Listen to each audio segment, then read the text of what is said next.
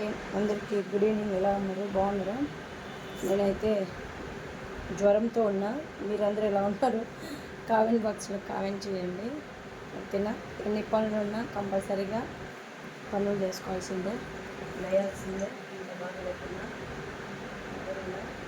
పనులు చేసుకోవాల్సిందే.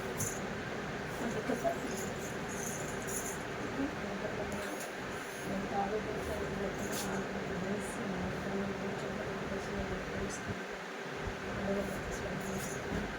ఏమనుకుంటామో అంత ఈజీ కాదు. బయట అనుకుంటారు కానీ అలా వచ్చే కష్టం ఉంటుంది. అసలు చేస్తున్నాయి ఎలా పడుతుంది.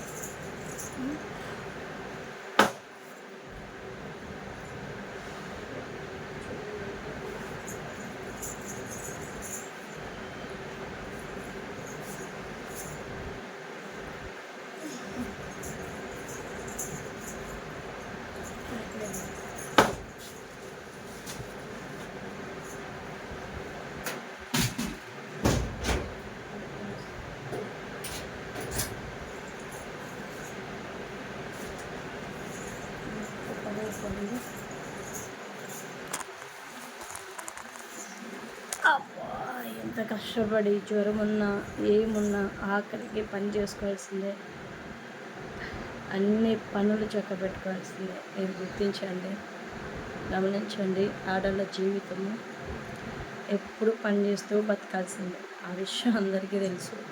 ఆరోగ్యం బాగాలేకున్నా, ఆరోగ్యం బాగున్నా ఇంట్లో పనులన్నీ చక్కబెట్టాల్సిందే. ఓకే తెచ్చుకొని మరీ చక్కబెట్టాల్సిందే. అవునా కాదా? కామెంట్ బాక్స్లో కామెంట్ చేయండి. అవునైతే సరేనా?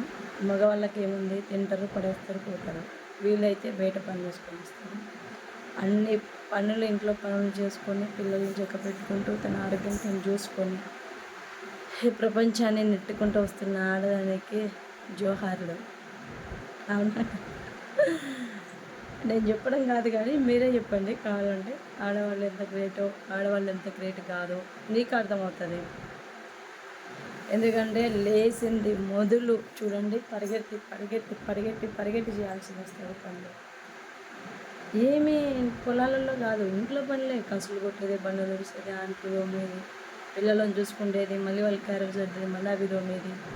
ఇదే పని. ఎన్నిసార్లు కష్టపడితే అన్నిసార్లు వచ్చేది, శుభ్రం పెట్టుకునేది. సహజమే కదా ఇంట్లో అంటే. ఇంక ఇట్లా మా లెక్క చిన్న ఇంట్లో పని అయితే ఎన్నిసార్లు ఊడ్చాను.